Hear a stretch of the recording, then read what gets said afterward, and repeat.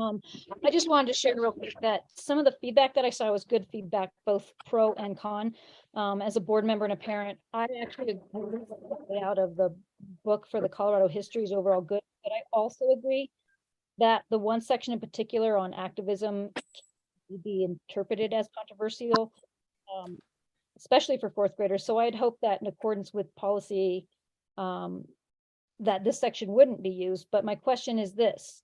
While we have policies in place, do we need to strengthen any policies to give them teeth to ensure that in the future, sections such as that one particular section that may not meet our community's values or our standards, if we're not board members are here, or our administrators aren't here, we have different teachers, that might be something we want to think about visiting in the future to make sure that we have policies that do we need to ensure that there's more teeth or not. And that's just a discussion for a later time, because I do know that that particular section, we have board policies to that cover that. So that makes sense.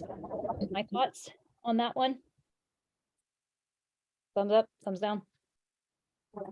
And then I also wanted to share that I scrutinized the responsive classroom last year and this year, which is the Fly 5, and I reread the responses then and now, which shared favoritism for that program with the caveat that parents also have the right to be engaged and make decisions, and that as they're the ones that are responsible for their kids' education. The responses that were in favor, people want to see common sense character education, but that should not be a primary focus. That sacrifices academic learning of math, science, social studies, and language arts. And that we need to ensure that the family values are respected and that privacy is protected, all of which I personally agree with.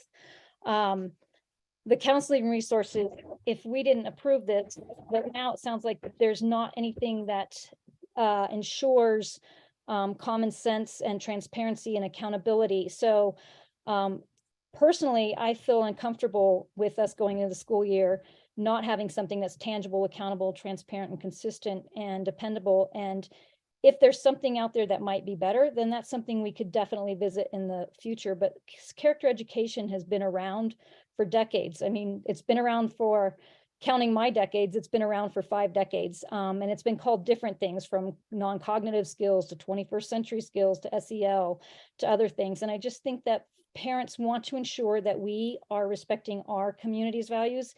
And I think that that's a fair thought and a fair way to look at it, that we're not getting caught up in the national agendas, and that we are being mindful of who our students are and who our parents in our community is. And I think that that's what we as a board are trying to do here. So, and when I think about our policy IHAK, that the Board of Education believes that parents are the primary and most important moral educators of their children, and that the board strives to provide programming within the schools that complements and enhances values that are taught at the home. And that includes programs that align with the characteristics of Portrait of a Graduate and traits such as honesty, respect, responsibility, and integrity. So with that, if there's no other comments, let's go ahead and vote. Any other comments?